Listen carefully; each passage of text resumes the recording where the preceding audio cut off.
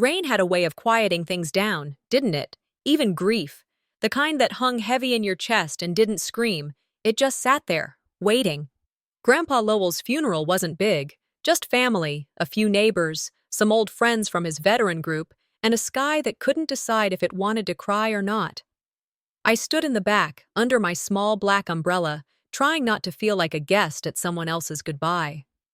I noticed how close everyone was around Darla. She had on this long, dark coat, like something out of a TV courtroom drama. She didn't cry. She nodded, spoke in low tones to the lawyer, to Aunt Marie, even gave the pastor a firm handshake like she was closing a deal. That's how she always was, composed, certain, like the world already belonged to her and the rest of us were just tagging along. No one told me when the will reading would happen. I found out through a forwarded email from a cousin who assumed I was already in the loop. When I asked Darla about it, she just said, "Oh, you got the time eventually, didn't you?" After the last of the folding chairs were packed up and the umbrellas closed, I stayed behind, just me and the rain and a slab of stone that now held my grandfather's name. I crouched down. The grass was damp, the mud soft beneath my knees. And I remembered, just 2 weeks ago, in his hospital room, voice barely a whisper, he had leaned close and said, "You'll know when the time comes." That was it. No explanation. No follow-up. And then he was gone. The lawyer's office felt more like a museum than a place where futures got decided. Dark wood, books lining the walls, and a silence so thick I felt like I was breathing through wool. Darla sat up front, legs crossed, smiling faintly like she already knew the script. He read it out loud, clearly, slowly, without drama.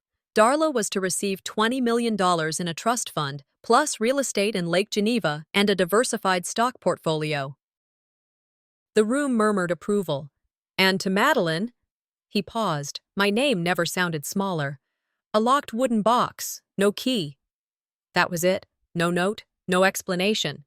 Just the sound of a drawer opening and a box, maybe the size of a shoebox, being placed gently in my hands. The silence afterward hurt more than the words. Nobody looked at me directly. It was like they were trying not to watch a child open a broken toy. I managed a small smile. Years of being the quiet one had taught me that. But inside, it burned. Not because I wanted the money. It was the way it happened, like I didn't even count. The lawyer just shrugged. That's what the will states. No questions allowed. I took the box home. My apartment was as modest as ever. 2 bedrooms, 1 bath, and the same chipped tile in the kitchen I kept telling myself I'd replace. I put the box on the table and just looked at it. Hand-carved, solid oak, maybe. Grandpa's initials, LS, etched in tiny script in the corner. No latch, no keyhole, just a sealed box that somehow felt heavier than it looked. I ran my fingers along the edge. It wasn't smooth. Grandpa had taught me how to sand wood properly. I remembered his workshop, the smell of pine and varnish, and the way he made silence feel safe. I opened the lid. It wasn't locked, just stuck. Inside, a faint inscription barely visible unless you tilted it toward the light. Truth needs time. That was it. I didn't know what to make of it. It didn't feel like a keepsake. It felt like a puzzle. That night, Darla called. Her voice was syrupy sweet, the way people sound when they're trying to act humble but can't hide the pride underneath. "Don't feel bad, Maddie. Grandpa wasn't really himself near the end, you know?" She offered me $5,000. "Just to help with your mortgage or something." I didn't answer. I just hung up. I sat on the couch with the box in my lap. My fingers gripped the edges. I didn't cry. I didn't throw it. I just stared. A message buzzed on my phone. My ex-husband. "He left her millions and left you a box? Wow, that tracks." I didn't reply. Maybe that was all I was worth. A box. A riddle. A quiet goodbye with no answers. I thought about how people saw me. The one who never made noise, never fought for the last slice, never corrected anyone at the dinner table, even when they got the story wrong. Forgettable. Replaceable. It got late. The rain had stopped, and the air outside my window was still. I was about to turn off the kitchen light when I heard it. A soft creak. Not loud, but enough to make me turn around. The box had shifted. I told myself it was just the countertop settling. But something about the angle had changed. I walked back, heart thudding a little faster, and took a closer look. That's when I saw it. Near the base, hidden in the carved pattern, was a small indentation, just wide enough to slip a fingernail into. I pressed on it.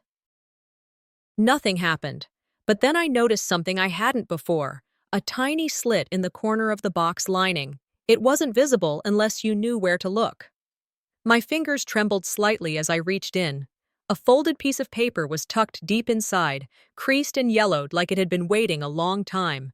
There was a name written in Grandpa's shaky handwriting. And that name changed everything. The paper felt old between my fingers, dry and fragile, like it had waited just long enough. I unfolded it carefully. At first glance, it was simple, just one name written in Grandpa's uneven scrawl, Meredith C. Downing.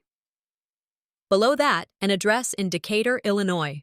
Under the address, 6 digits, 442918. That was it. No context, no instructions, just that. I stared at the name for a long time. It meant nothing to me. Not a neighbor, not a family friend, not someone I'd heard him mention. But the handwriting was his. Shaky, yes, but deliberate. Grandpa never wasted words, never scribbled anything without a reason. I opened my laptop, typed the name into a search bar. I tried every angle, Meredith Downing, MC, Downing, even just the address. Nothing helpful came up. No social profiles, no news stories, just old county property records that led nowhere. Whoever she was, she'd either been very private or long gone. Why was her name hidden in the box? And what was that number? A bank vault? A safe deposit box? A code? I didn't sleep much that night. When morning came, I drove back to the lawyer's office. Mr. Brantley didn't look surprised to see me. He stood when I walked in, like he thought I'd need comforting, but I didn't want comfort. I wanted answers. "I need to ask you something," I said, handing him the note. He read it and blinked a little too long. "I'm sorry, Madeline, but I can't speak to this. It's not part of the will."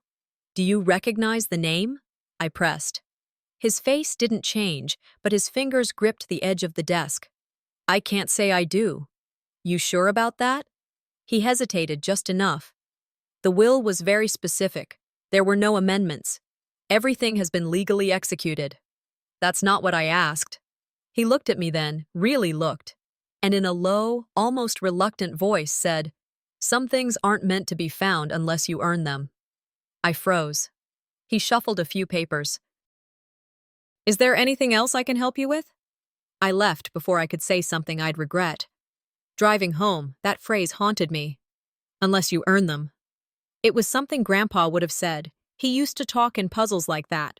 When I was a teenager, he once told me, "Knowledge doesn't mean much if it's handed to you. You've got to work for it, bleed for it sometimes." I remembered his garage, how he always told Darla to stay out, but would let me sit and watch him work. There were cabinets with false bottoms, drawers that only opened if you twisted them the right way. He never labeled anything, never explained. He let you figure it out, or you didn't. One summer afternoon, I saw him lock a wooden box, one that looked almost exactly like the one I'd been given, inside a hidden compartment beneath his workbench. At the time, I thought it was just something he did to keep kids out of his tools. But maybe it was more than that. Maybe there was more than one box. Or maybe the box had always been a decoy for something bigger. That evening, I sat at the kitchen table staring at the paper again, Meredith C. Downing. That name meant something, and the fact that it was hidden meant someone didn't want it known. My phone buzzed. Unknown number. No message preview. I opened it. "Stop digging. It won't help you." No signature. No number saved. Just those 7 words. I felt my chest tighten. No one knew about the name except me and Brantley. I got up and checked every door. Deadbolts locked. Porch light still on. I looked through the peephole, then pulled back the curtain. Nothing. Just quiet night and wet pavement. I stood in the silence, letting the fear settle in my bones. Not the screaming kind, the quiet kind, the kind that makes you listen for things that aren't there. I took a screenshot of the message and sent it to my friend Rachel with a quick note. Just in case something happens, don't ask. I'll explain later. I wanted to believe it was just a prank, someone messing with me, but that text didn't feel like a joke. I sat down and stared at the box again. Darla would laugh if I told her. Or worse, she'd pretend to care, only to spin it into something petty. I remembered the way she spoke to me after the will, like I was a delicate flower, someone who needed pity. You're just emotional, Maddie. Grandpa was old, confused. She never understood him. She never cared to. I debated calling her anyway, but what would I say? She already thought I was the family oddball, sensitive, too attached. That's how they all saw me. But I wasn't the one pretending to grieve while cashing a trust fund check. I didn't feel like the quiet one anymore. I felt like someone who had a key to something others didn't want opened. Grandpa gave me that box for a reason. He knew what it would start. He wanted me to look, and I would. At sunrise, I packed a bag, grabbed the paper, and locked the door behind me. If that box held one secret, I had a feeling the garage held the rest. I drove up the cracked driveway of Grandpa's old house as the sky folded into gray. The trees leaned in as if they'd heard something. The grass was uncut. The windows were dusty. It all looked abandoned, except it wasn't mine to claim. Not yet. Darla didn't care to come out here anymore. She didn't set foot in this place unless someone was watching. The garage door was off its track. I pushed it open and stepped inside. Tools were scattered. Lumber stacked high. Grandpa's bench sat under a window that let in the last light of afternoon. Something about walking in felt like stepping back in time. I smelled sawdust, cedar, old sweat, faded oil stains on the concrete. The place smelled of all the afternoons I had sat watching him work. Hands precise, silent, shaping wood the way he shaped secrets. There, under the workbench, I saw it. A false wall. Grandpa's careful craftsmanship revealed itself in hidden seams. My heart thudded. I pressed on the seam and wood shifted, opened. A small metal safe. The tape read, "For her." My breath caught. This meant something. I punched in the 6-digit code from the note. The safe unlocked with a click. Inside lay an envelope handwritten, yellowed, "What they don't know." Also a set of old keys, one labeled with the same number as the safe deposit box. It matched. This wasn't accident. It was intentional. I unfolded the letter, dated back in 2004, in Grandpa's hand. Betrayal, love, regret. He wrote that family had made choices based on appearances, not truth. He called out Darla by name, said she had manipulated their parents. He mentioned Meredith Downing, paid the highest price, he called her. The letter ended. "You're the only one I trust to make it right." I stared at the words. Trust. That burden felt heavy. Memories came flooding. Childhood afternoons helping him lift planks, sneaking into the garage when Darla was away. How he had you feel seen. Darned good childhood moments, moments I'd buried so I wouldn't feel pain. I felt invisible growing up, but not to Grandpa. He saw me, the flicker of hope. Then, as I shut the safe, I saw headlights across the street. A car, tinted windows, no plates. I froze, holding the envelope. The door slammed behind me in the garage. The sound echoed. There was someone out there, someone who knew something had moved. And they weren't okay with it. I stood there, heart pounding, rain starting again lightly. I tucked the letter into my coat and pushed open the garage door. The car idled, pulled away. I watched as its taillights dissolved into the evening. I couldn't see the driver. I didn't need to. What mattered was, people were watching me, always had been. Maybe Darla, maybe someone else who'd been keeping secrets for too long. Tomorrow, I would drive to Decatur and knock on doors. Meredith's name, Meredith's child, whatever was hidden, it all needed daylight. I arrived downtown before breakfast, autumn air biting at my cheeks. My hands clutched the antique key, every ridged edge reminding me of all I didn't know. The city hummed around me as I crossed Michigan Avenue, blur of cars and people, bank doors behind me side open. I handed the key to the teller, my voice steady. No tremor, not anymore. They led me into a private room, vault door behind a heavy steel wall. Deposit box 419 sat on a small table, its metal corners worn, number etched into tarnished brass. I lifted the lid. Inside, stacked with precision, was a thick envelope, green $100 bills peeking out, at least 50 grand, maybe more. Beneath the cash, 2 cassette tapes labeled Meredith D. 1997 and Confession 2003, their labels yellowed at the edges, a leather-bound journal with initials MD, spine cracked, pages brittle, and a note in Grandpa's hand. This is not about money, it's about her. My heart thumped. I pulled out a photo, a younger version of Grandpa, arms around a woman I couldn't place. She smiled with a quiet strength. Not Darla, not me, someone else. I borrowed a tape player from the bank manager. He watched from the door, eyes curious but respectful. I pressed play. Tape 1 crackled. The voice was soft, distant, but unmistakably Meredith's. She described betrayal, Evelyn, my sister, and Dad mentioned quietly. She claimed they pushed her away, erased her presence. I tried to fight, she said, voice breaking. They wouldn't let me finish my sentence. On tape 2, she spoke of a child, one they never acknowledged. I closed my eyes. My stomach clenched. Meredith's words reshaped everything I thought I knew. After, I stepped outside into the bustle. Wind gusted against my coat, people talking on phones, honks in traffic. I reached for my phone, dialed Evelyn's number. It went to voicemail. Like always. I thought of all the times she shut me down, said, "Don't be dramatic," called me emotional, told me people like me don't see things clearly. But this wasn't drama. This was a confession. I sat at a cafe across the street from the bank, Evelyn's favorite place. I watched her through the window. She sat with her back straight, nursing tea. I slid the photo across the table in front of her. She looked up, froze, eyes narrowed. She turned to me. She said, "She was nothing. You're overthinking. Just move on." Her voice didn't tremble, but her hand shook. I leaned forward, quiet. "What you're digging into, it won't end well. For you." She looked away. I saw the strain in her jaw. For once, her mask slipped. I left the cafe with the envelope and tapes in my bag. Their weight was heavy, not because of what I held, but what they held. The unsaid, the erased identities, the threads pulled tight. That night, I lay awake thinking of Grandpa's voice. "Don't be afraid to know." I realized knowing isn't always safe. It's costly. I got home just after sundown. The hallway light flickered like it always did, the bulb too stubborn to die. My coat dropped onto the chair. Shoes kicked to the corner. I didn't even bother locking the door behind me. The second tape sat on the desk where I left it. Same spot, untouched for hours.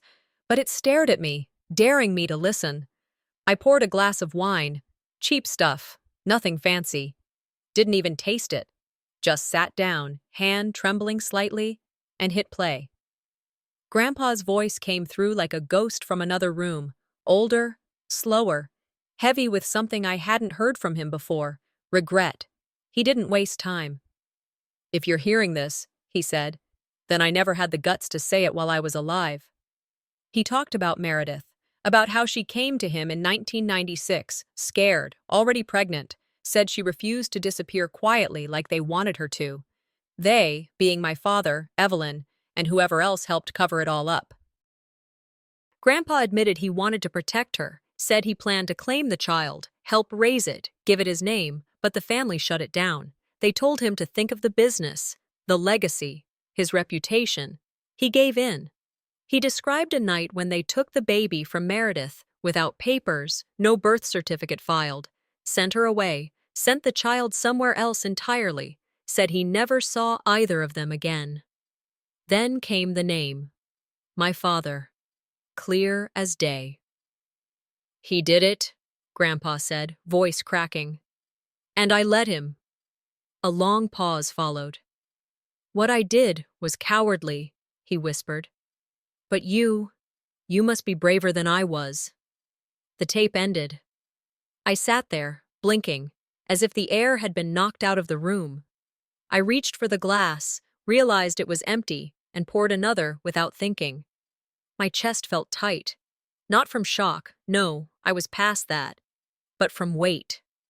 A crushing, suffocating weight of everything I'd believed about my family falling to pieces. I thought about my father yelling at the dinner table, the way he barked orders like he was still on the company floor, how he dismissed Meredith as a family mistake, the one time I asked about her in high school. I thought I saw guilt in his eyes back then, but I let it go. Was I part of this silence, by staying loyal, by trying to hold our broken pieces together? The tears hit me harder than I expected. I didn't even try to stop them. I didn't cry for me. I cried for her, for a woman cast out like trash, for a child erased like a typo, for a man who knew better but stayed quiet. I stayed there, frozen, tape still in the player, just listening to the silence that followed. At some point, I got up, walked to the kitchen, sat on the floor with my back to the cabinet, eyes swollen, breathing ragged. I pulled my laptop onto my lap and typed out a resignation email to my job. Nothing dramatic, just enough to give me space to disappear. I didn't want to do this anymore, digging through ashes. But then I opened the journal again, flipped through the brittle pages. One line was underlined in red ink, sloppy, almost angry. If she gives up, no one will ever know I existed. I stared at it for a long time, my fingers tracing each word. That's when I knew. This wasn't about revenge anymore. It wasn't about the money or even the legacy. This was about voice, about a woman who refused to vanish quietly, and about the cowardice that let others decide her fate. I stood up, washed my face, looked at myself in the mirror. Then my phone buzzed. I wiped my hands and picked it up. One message. No name, no number. You were warned. Stop now or face consequences. Attached, a blurred photo of me standing at the teller desk at the bank 2 days ago. They were watching me, but instead of fear, I felt something else, like steel running through my veins. I typed 2 words and hit send, not stopping. I woke on the couch, sweatshirt twisted under me, yesterday's clothes still on. The early light slipped through blinds. My throat was sore from holding tears back. For the first time in days, I didn't rush coffee. I sat in silence, listening to the apartment breathing. The threat message burned in memory, an echo. Who had sent it? Who was watching? I flexed my fingers around the resignation email still open on my phone last night. I deleted it, not because I didn't want space, but because I knew disappearing wouldn't solve anything. Grandpa's letter lay beside me on the coffee table. You're the only one I trust to make it right. His handwriting firm, his words heavier. I made a list, names, dates, evidence, places. I would not wander blind any longer. Today wasn't just about family. It was about righting a wrong. It was about history. I copied every tape into digital files, twice. Saved them to 3 USB drives, password protected. Then I drove to the Public Records Building, old government office, yellowing bricks, dusty windows. I asked for property ownership, birth records, death certificates tied to Meredith Downing. I found a letter filed under a different last name. Downing had been changed, somewhere in the chain, to a surname nobody in our family ever mentioned. I paused reading it with a clerk, Mrs. Fisher, older voice shaking slightly as she said, "Quiet girl, always looked over her shoulder." Her words made my throat sting. Then I unearthed a clipping from a 2004 local paper. Dispute over local will hidden from court. Grandpa had tried once to speak up but was shut down. All of this, all these pieces, lined up. I realized it wasn't just Darla. It was institutional silence, legal, social, emotional. I scheduled a meeting with Richard D. R. Kelly, our longtime estate attorney. His office on Wacker Drive smelled of old books and polished desk. He greeted me with a nod, like he expected I'd show up. I walked in calm, though inside my heart hammered. I asked casually, "Did Grandpa change his will after 2007? Was there an amendment?" He leveled me with a look that said I should bite my tongue, but I kept going. I mentioned a mysterious journal, a sealed document, files that don't match court records. He smirked, leaning back. You'd be shocked what people make up when money's involved. His tone soft but sharp. I pressed, "Do you think it's possible Grandpa wanted something else to happen? Something outside what Darla puts out?" His face twitched. Then he said, "Are you accusing me of misconduct, Miss Harrington?" I swallowed, my stomach knotting, but I continued, voice even, steady. "All I want is truth." He held the journal I'd brought with me, entry referencing an addendum in '07. He moved papers, eyes darting. Finally, his voice low. "There was never any legally binding addendum dated 2007. Yet, I had seen reference to it, in Grandpa's own journal. I said nothing else. I collected my things. As I left, Kelly said, "You have no idea who you're messing with." It sounded like a threat. I stepped out into the cold breeze of Chicago, clutching the journal against me. Wind brushed my face. I thought of all the times I stayed silent to keep peace. The dinners where Darla lectured on family loyalty. The moments I'd not spoken up because I believed silence was less painful than conflict. But now the stakes felt different. The air felt charged. This wasn't about keeping peace. It was about justice. Grandpa's box didn't break us. It revealed we were broken already, by secrets, by lies, by fear. When I arrived home that evening, envelope slipped under the front door caught my eye. I didn't touch it immediately. I stared at it long enough to feel my pulse racing. Finally, I picked it up. And inside, one sentence in fine black ink. "You're waking up ghosts that don't want to be seen." I woke before dawn, body stiff, mind spinning. The sleep I got felt thin, like paper.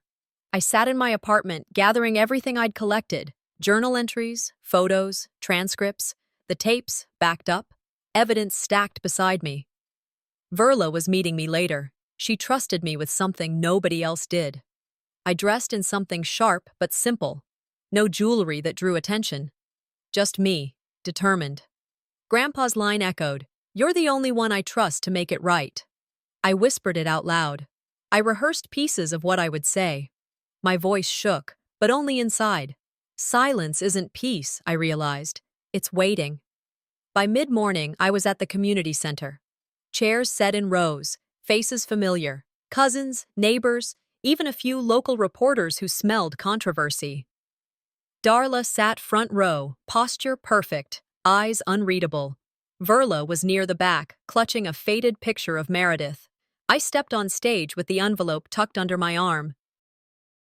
I briefly looked out over those faces. Then I spoke. I laid out everything. Tapes, journal passages, ledger notes. I played Meredith's voice first, her soft trembling as she described exclusion, then Grandpa's confession of betrayal. Murmurs spread, eyes widened, some mouths opened. I reached the moment I'd worked toward. I played a recording Grandpa had made in private, promising acknowledgement of Meredith, promising truth, snowed over by promises later broken. The room went still when his voice named Darla, named the child, named the fracture.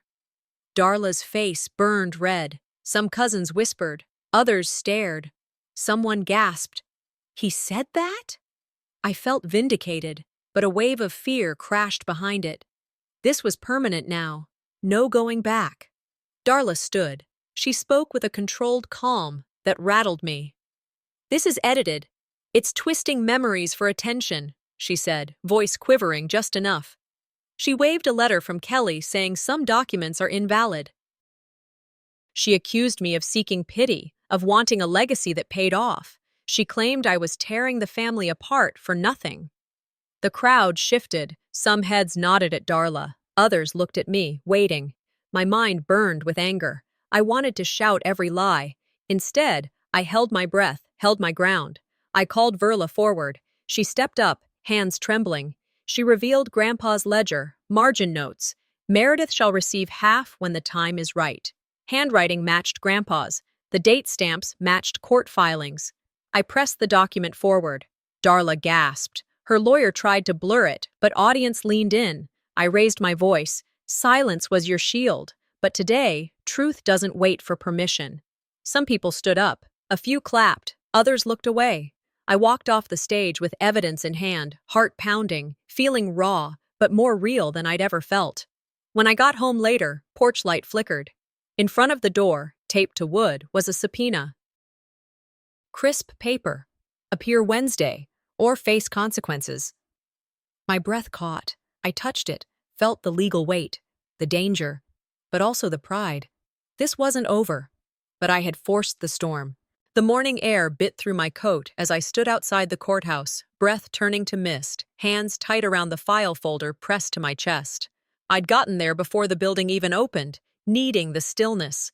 I wore charcoal gray, understated, serious, not armor, but close. A few local news vans idled across the street, reporters murmuring to their cameramen. My name wasn't headline-worthy, yet, but the inheritance scandal had started rippling through the city's gossip circuits. Let them talk, let them guess. I wasn't there for their curiosity. I closed my eyes and repeated what I'd been whispering for days. Not just for Meredith, for every woman who was erased. The sound of heels on concrete made me glance up. Darla, expensive coat, a team of 3 trailing behind her, all sharp suits and whispers. She looked at me, nodded once. No warmth, just calculation. Inside the courtroom, the benches filled quickly. Some faces I recognized. Cousins, neighbors, old friends of the family. Others were strangers, probably reporters or rubberneckers. Judge Carter sat at the bench, her glasses low on her nose, mouth a tight line.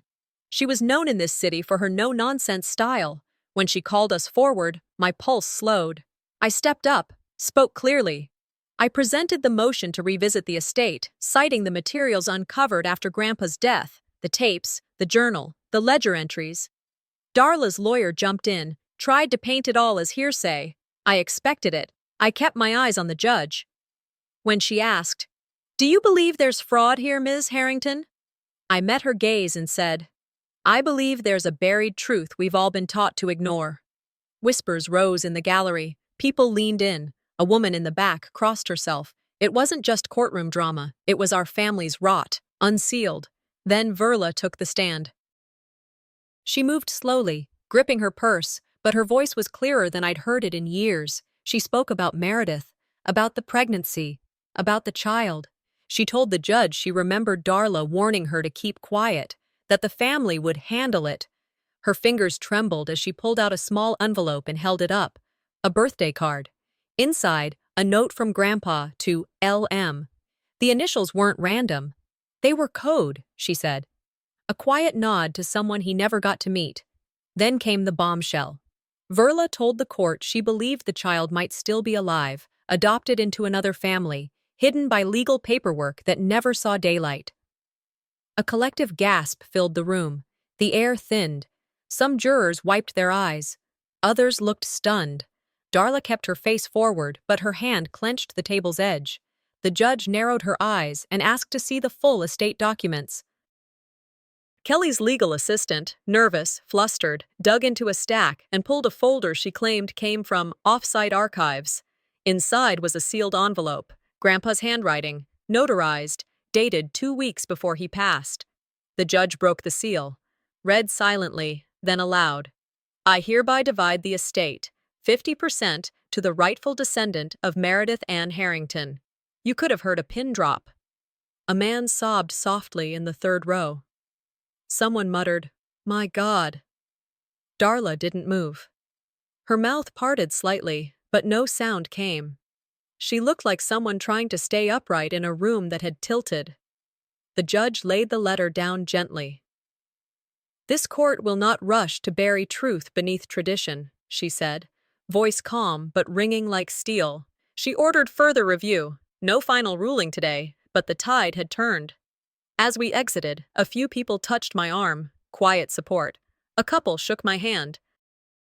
Then, as I moved toward the stairs outside, a man brushed by and pressed a folded note into my palm. I opened it once I reached the street. It read, "I think I knew Meredith. Let's talk."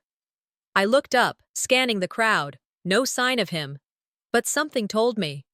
This wasn't over. Just as I reached the bottom step, the crowd shifted. And there she was. Evelyn. Waiting. arms behind her back, and in her hand, something I hadn't seen in years. The sun poured through the window of Grandpa's study like it was trying to apologize for all the years it stayed hidden behind clouds. I sat in his old chair, the leather worn just enough to remember him without hurting. The storm outside had passed, a literal one, and the one that lived in my chest. The case was still under official review, but something had shifted. People weren't whispering about scandal anymore. They were asking questions. They were listening.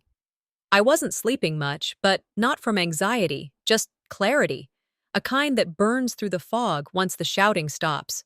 I thought about the faces in that courtroom. Some I hadn't seen in decades, some I never expected to see again. And then there were the quiet ones, the ones who carried truth in their silence. Verla, the man who left the note.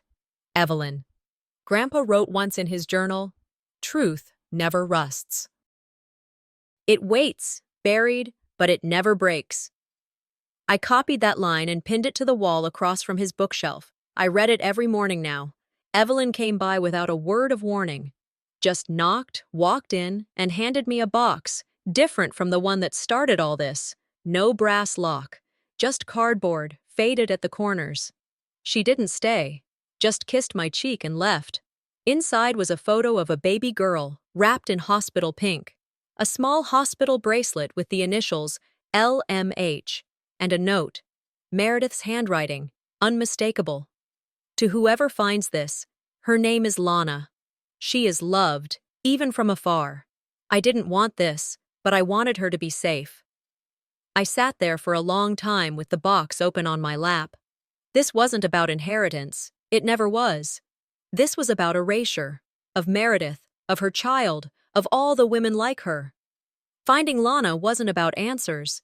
It was about letting her know that someone remembered. The call came on a Thursday. Judge Carter's office. Her assistant's voice was calm and direct. The addendum had been verified. Grandpa's final amendment would be honored. The estate would be restructured accordingly. A public trust was to be created, resources set aside for Meredith's descendants, and for the preservation of records like hers. No more stories sealed behind vaults of shame. Darla didn't show up to the ruling. No surprise there. I felt, not pity, but peace. Her silence had cost more than she could ever know. But it didn't define me anymore. The money didn't either. It was always about the story, about giving voice back to someone they tried to bury in whispers. A week later, I stood at the family plot. The wind was still, like it knew to hush. I placed a small headstone beside Meredith's. It read, "Beloved daughter, cherished always." Simple, true. As I stepped back, I noticed someone waiting near the edge of the trees. It was the man from the courtroom. He nodded, took something from his coat, and walked over. "I was her brother-in-law," he said. "My wife's sister adopted Lana. We didn't know the full truth back then. But I think you should have this." He handed me an envelope. A name. A city. Seattle. My hands didn't shake from fear. They shook because this wasn't just a theory anymore. Lana wasn't a myth. She was real. Out there. Living a life I knew nothing about. But maybe she deserved to know she was never forgotten. I left Grandpa's house 2 mornings later, packed a small bag. Not running this time, just moving forward. I locked the door behind me, slid the keys into the mailbox, and stepped into the cab. The wind pushed gently at my back. I unfolded the letter again, eyes scanning the words until I reached the last line. "Love always, your sister, Lana."